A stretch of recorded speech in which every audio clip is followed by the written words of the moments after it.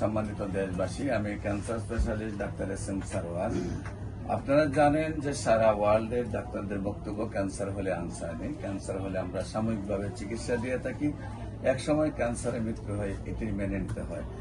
এমনই এক মরণ পথযাত্রী ক্যান্সার রোগী যিনি সম্পূর্ণরূপে সুস্থ হয়েছেন, আমরা কাছে আজকে রিপোর্ট আসছে। আমরা নিয়মিত 4 মাস চিকিৎসা করেছি, তারপর রিপোর্ট করেছি। আল্লাহর রহস্যের সহমতে সবগুলো রিপোর্ট সুন্দরভাবে ভালো আসছে। ওনার গ্যাস্ট্রোলজি ক্যান্সার ছিল, প্রথম নাম্বার হলে আমরা গ্যাস্ট্রোলজি সাইডটা দেখাই। এখন একেবারে রিপোর্ট একেবারেই ভালো, যেখানে সবগুলা রিপোর্ট আল্লাহর রহমতে একেবারে ভালো আসছে। একটা একটা করে রিপোর্ট আমরা আপনাদেরকে তুলে ধরছি। সবগুলা রিপোর্ট আল্লাহর রহমতে ভালো। বিশেষ করে ক্যান্সারের মাত্রাগুলো একবারে স্বাভাবিকে চলে আসছে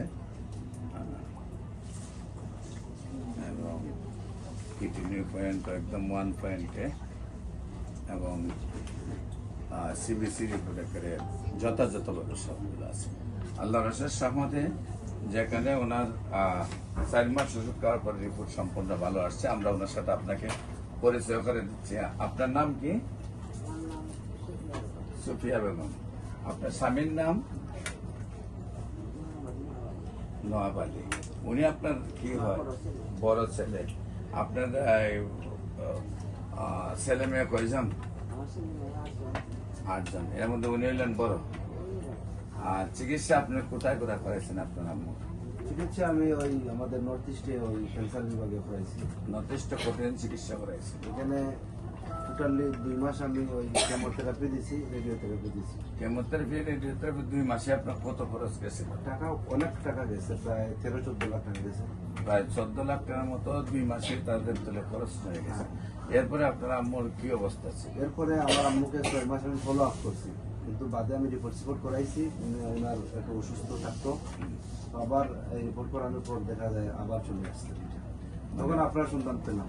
যখন দেখছেন রিপোর্ট ভালো আসে নাই, তখন আবার আমার সন্ধান পাইছেন, তারপরে চলে আসছে। আর বিশেষ করে আপনাদের গ্রামের নাম কি? আমার গ্রামের নাম জগন্নাথপুর ইকোসি। জগন্নাথপুর ইকোসি। হ্যাঁ, গ্রামের নাম হলো ইকোসি। Post office Jagannathpur. জগন্নাথপুর থানা, জগন্নাথপুর জেলা সুনামগঞ্জ। আপনার নাম হলো সুলাইমান আহমেদ। সুলাইমান। আপনার আম্মা হন? হ্যাঁ, আমার আপনার আম্মার নাম? সুফিয়া বেগম। সুফিয়া বেগম। আপনার আব্বুর নাম? মোহাম্মদ নওয়াব আলী।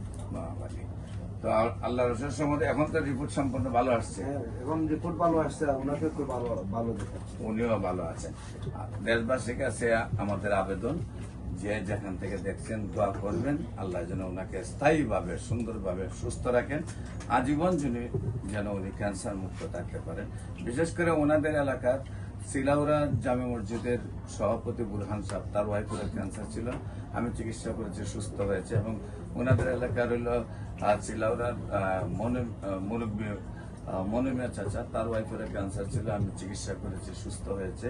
এরপরে আপনাদের ওনাদের এলাকার হইল মজিদপুরের সিয়াজ মেম্বার, তারও ক্যান্সার ছিল, আমি চিকিৎসা করেছি, সুস্থ হয়েছে। আজকে ওনার আম্মাও সুস্থ হয়েছেন।